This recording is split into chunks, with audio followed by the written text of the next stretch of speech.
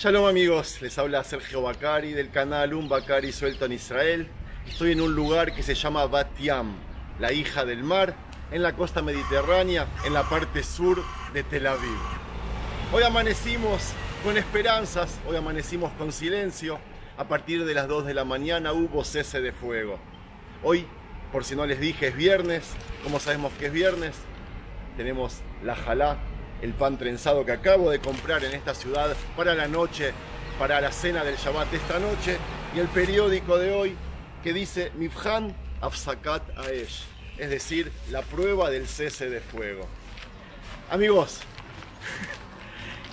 este enfrentamiento terminó, este enfrentamiento pudo traerle al ejército de Israel y a los paramilitares, a los terroristas del Hamas, un triunfo sin una foto de un triunfo. Este fin del enfrentamiento le pudo traer a los políticos, tanto de Gaza como a los políticos de Israel, una foto del triunfo sin un triunfo. ¿Saben por qué? Porque este enfrentamiento terminó empatado. Terminó empatado quiere decir de que perdimos todos, el pueblo de Gaza y el pueblo de Israel. Y esta es la realidad y hay que reconocerla. Voy a hacer un paseo por aquí, por la Rambla, por la costa mediterránea, que es un paseo lindo, y les voy a hablar sobre los palestinos buenos y palestinos malos. Les quiero explicar ahora que terminó el conflicto, porque con esto nos vamos a quedar, a pesar de que el conflicto terminó, pero nosotros tenemos que seguir viviendo con este fenómeno. Y quiero que lo entiendan. Empecemos. Bienvenidos al Medio Oriente. Amigos, ¿se acuerdan lo que les dije el primer día del enfrentamiento, aquel día que amanecí en Jerusalén y después fui a filmar a Tel Aviv? Les había dicho que esto iba a durar unos pocos días, que no se preocupen. Anoche hubo un alto de fuego, hasta la próxima vez.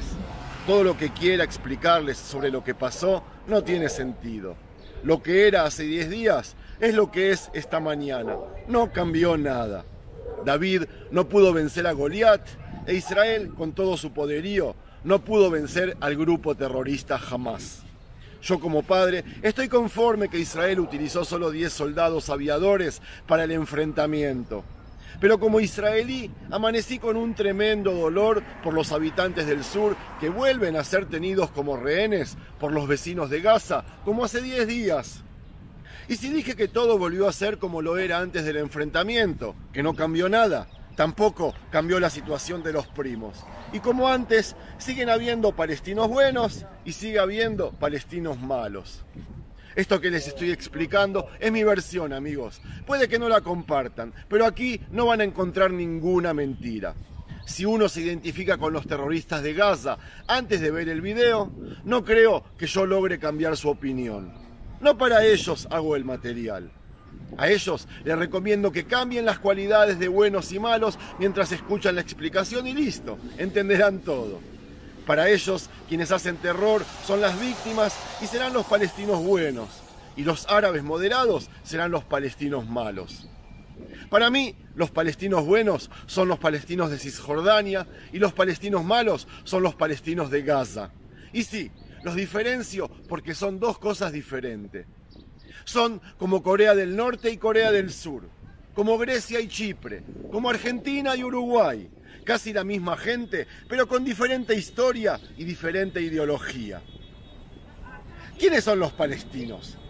Suponiendo que existe un solo pueblo palestino, compuesto por árabes que viven en la zona bíblica de Gaza, Judea, Samaria y al este de Jerusalén, quiero recordar cómo nació y hacerles saber que quien les habla nació en enero de 1967 y por ende soy mayor a ellos. Sí, soy mayor al pueblo palestino. Su nacimiento, en el mejor de los casos, data del 9 de junio de 1967. Yo nací medio año antes. 5 meses después de mi nacimiento, Egipto llenó la península de Sinaí con tanques y divisas militares. Cuando bloqueó los estrechos de Tirán y el tránsito del Golfo del Mar Rojo, la guerra fue casi inevitable, casi inminente. Mientras tanto, Siria era para Israel un dolor de cabeza de hacía mucho tiempo, por asuntos de agua especialmente. Y Jordania siempre estuvo indecisa. nunca estuvimos tranquilos con ella. Lo último que necesitaba Israel en esos días era otro frente de combate contra Jordania, mientras la gran mayoría de sus fuerzas estaban destinadas a los límites sur con Egipto y norte con Siria. Para defender a la zona céntrica del país, Israel contaba con solo 50 tanques y 2 pelotones del ejército de reserva. Nada. Esa fue la razón por la que el primer ministro Levi Eshkol no dejó de enviar mensajes oficiales al rey de Jordania. Mensajes que le hacía saber su postura pacífica y la aplicación de la fórmula silencio a cambio de silencio. El 5 de junio de 1967 por la mañana, Israel concentró sus 208 aviones de combate y derivó 196 de ellos a un ataque audaz contra Egipto. Así comenzó la Guerra de los 6 días. Volando a una increíble altura de 20 metros y por rutas que esquivaban radares o por lo menos los confundían, Israel tomó por sorpresa al enemigo con intención de borrar para siempre la amenaza. La misión tuvo éxito, mucho más de lo esperado, y luego del ataque, los aviones israelíes comenzaron a regresar a destino, a su país. Al quitar la amenaza, luego de haber destruido a toda la fuerza aérea egipcia, decidieron volar los aviones de Israel a una altura normal para ahorrar combustible y también para poder aumentar la velocidad. Mientras tanto, los egipcios, que estaban choqueados por lo que había pasado, le comunicaron a los jordanos que ellos atacaron a Israel y los estaban destruyendo. El rey Hussein de Jordania dudó de cómo actuar. Por un lado, no quería arriesgarse, pero por el otro, no quería quedarse afuera de la fiesta, entre comillas, y querría recibir parte de la torta, entre comillas, llamada Israel, que estaban, entre comillas, conquistando los egipcios. Cuando comenzó a recibir informes el rey Hussein que describían radares llenos de aviones que volaban en dirección a Israel desde Egipto, se sacó cualquier duda. Los egipcios no le habían mentido. Israel estaba siendo atacada de verdad por aviones egipcios, creyó el rey al ver los radares. Jordania salió a atacar y su artillería sorprendió la parte judía de Jerusalén. Tel Aviv y todo el centro del país fue bombardeado. Sí, cayeron bombas en Tel Aviv, en Jerusalén y en el centro del país. Aviones jordanos atacaron además Netanya y destruyeron el aeropuerto militar Sirkin. Así obligó Jordania a Israel a contraatacar, conquistar territorios para alejar la amenaza y de paso liberar Jerusalén. Por creerse los jordanos que los aviones del radar eran egipcios y por cerrarles las puertas a los refugiados palestinos que querían escaparse de Judea y Samaria al haber sido conquistados, nació ese concepto llamado pueblo palestino y con él un conflicto que aún no se logró solucionar. Gaza, que vivía gente completamente diferente, también llamada Palestina, como mis suegros, por ejemplo, que son judíos y que nacieron en lo que los británicos llamaron Palestina, quiso ser entregada a Egipto, pero ellos no quisieron hacerse cargo de sus hermanos, entre comillas, árabes. A ese territorio llamaron la maldición de Allah, Allah es el Dios de ellos, y fue así como se formó la Franja de Gaza, que conocemos hasta el día de hoy, después de 54 años.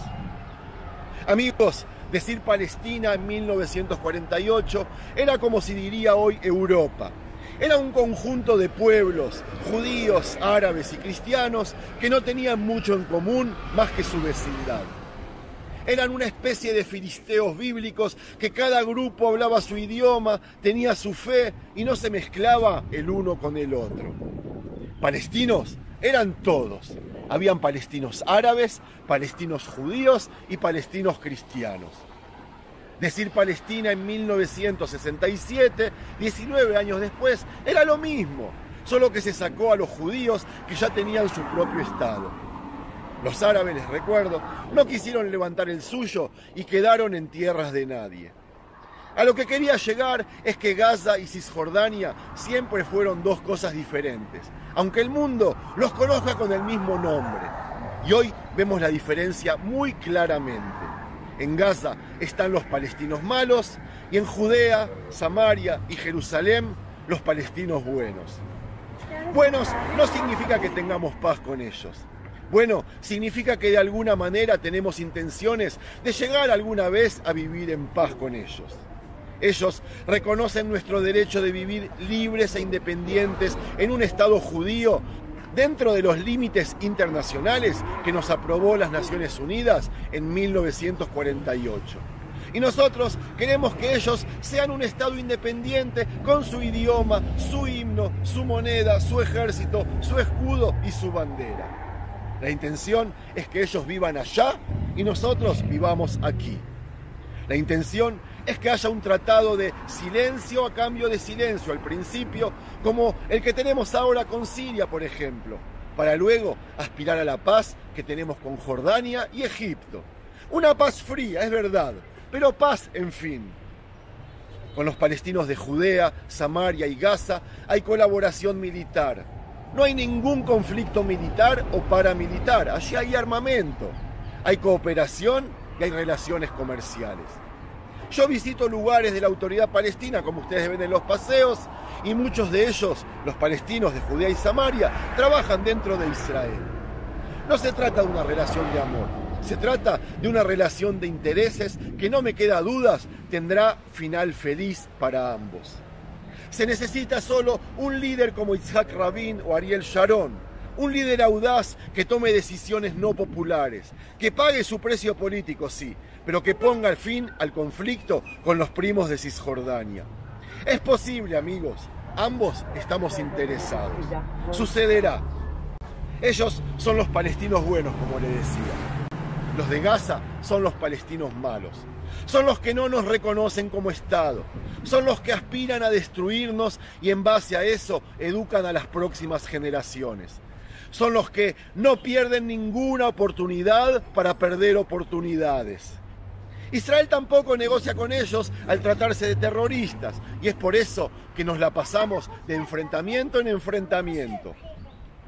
Uno de los logros del Hamás en esta vuelta fue que se ganó la simpatía no solo de los palestinos de Gaza, sino muchos palestinos de Judea, de Samaria, de Jerusalén y hasta de árabes israelíes que viven en Lod, Aco y Yafo.